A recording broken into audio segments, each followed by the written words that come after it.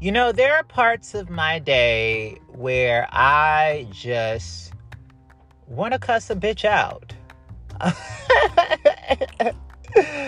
Want to be like, oh, you said what? When? Who? What? Where? Why? Huh? Who the fuck do you think you're talking to? I don't know if it's the sense of like therapy or the sense of just like, I don't feel like fighting anymore with other people because I really don't understand what they have going on. Living in this fight or flight mode, this petty mode. Because people don't know my perspective. People don't see my reality. They don't see the world that I'm living in. They don't see what I may be going through. Perfect example. So I've been Uber driving. Since last year. I quit my job last year because I got fed up with working in the service industry. Nothing wrong with it if you still do it, but I was done with it. I was like, I can't do this anymore. This is not me. This is not what I need to be doing with my life. I wanted to do more. I was like, bitch, I'm supposed to be on Broadway. I'm supposed to be in movies. I'm supposed to be doing this. Why is this not happening for me? There was just so many people in my life that were like, I guess from my perspective at the time, succeeding. And that's another topic for another time, another day is, well, how do we define success? Because I used to define it, they have money, they got a house, they got all this shit. They successful. When in token, success comes from the way the individual defines it. You know what I'm saying? So I can't sit here and say, hey, what is success? I can't ask anyone and say, hey, I'm trying to figure out what success is. What does that mean? Because there's a whole bunch of rich people unhappy. There's a whole bunch of poor people unhappy. And then there's some people that are just at peace. So where is it? Where is the happiness? Is it in just like accepting the fact that and letting things be? What is that? What do you mean let things be? What does that mean? You go into this world as a child with an imagination, and you want to achieve all these things, and you imagine different worlds, and you want to create different things, and you don't see the hate. See, the thing is like the hate that you know and that is in your reality, right? Men ain't shit, women ain't shit, the heterosexual community that doesn't see me, them gays are trying to take over the world, whatever you tell yourself, whatever I tell myself, it's kind of like a lie. There's truth to it because you did go through something, you did experience something, but at the same token, you can change your fucking reality. And this is me talking to myself as well, because I got to a point where I was fighting a lot, lashing out for a long period of my life, feeling the need to be not ratchet, but like just feel like I have to say something back.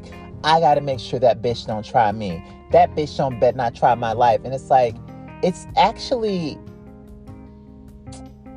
I'm not going to say that it's wrong or right to do this because, whatever, we all exist, and take it as a grain of salt when I tell you this. There was a weight left off my shoulders when I just was like, I'm just going to let shit be. I'm going to allow stuff to be. And you know what? I'm still learning to do that.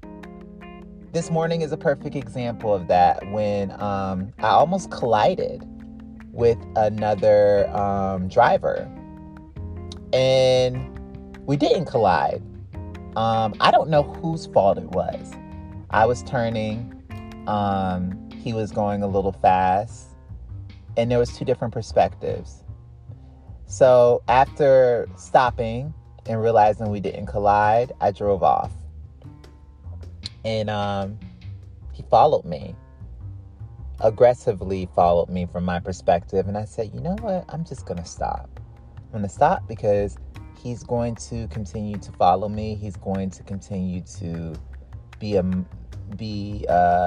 emotionally attached to me. So let me just stop and figure out what is going on without coming at him in any type of way, because I didn't want to feel like it was like I'm attacking or lashing out or coming. And I was just like, let me just figure this out. Let me figure this out. Maybe there's just like a misunderstanding. Automatically, when I rolled down the window, there was a guard on his side, but also on my side, because I was like, I've always had this thing with heterosexual black men where I feel like there might be a sense of them bullying me, attacking me, and me playing the victim. So when the first initial conversation started, I was like, okay, I feel like I don't understand what's going on. We didn't hit each other. Let's just go be about our way. But there was something that was keeping me there. See, the thing is like, it wasn't about the fact that this gentleman followed me and I felt like, oh my God, the victim in a way. It was the fact that there was a lesson there. I do believe that everything in life is kind of like a lesson. I feel like we're all kind of connected. Joshua 2 or 3 years ago wouldn't have heard, I just want you to apologize to me. And I heard it the first time and I said, okay, I apologize. And then I don't think he heard me. And so I said it again and he kept interrupting me. And I was like, you know what? This is a test. He doesn't feel validated in this moment. And this has nothing to do with me. And so in that moment, I was like, do you want me to call the cops? What do you want from me in this moment? And I was trying to figure that out. And so certain things in my life, I don't have to respond to. I don't have to address it. I didn't have to get out the car. I could have kept it moving because he didn't want to call the cops. He didn't want to do a police report. So old Joshua would have been like, I'm calling the fucking cops. Like, I'm pulling out my phone and everything. But then I thought to myself, I'm like, this is not that serious. This is not going to ruin my day. My legs were shaking a little bit because I was letting the fear get in with me. But then I kind of looked him in the eye and I was just like, I'm going to get back in my car now and I'm going to drive off. Because life isn't that serious. And nobody was hurt. And he was going through something. We all are. But there was no need for me to lash out at him or say, bitch, get the fuck out of here. I could have. I really could have. I really could have just said, bitch, get the fuck out of here. And mind you, I did want to say, fuck out of here, bitch. I did. I really did. But I said, you know what? I'm going to keep this moving. I'm going to keep this pushing. And I'm going to have a fucking good day. I ain't got time.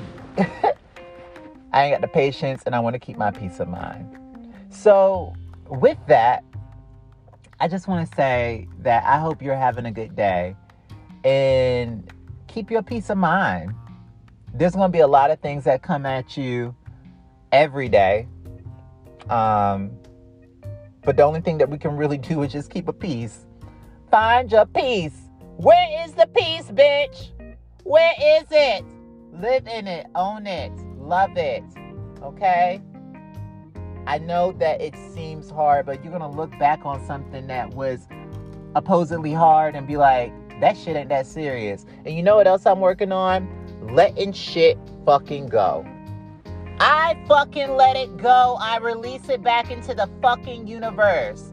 I do. I let that shit fucking go.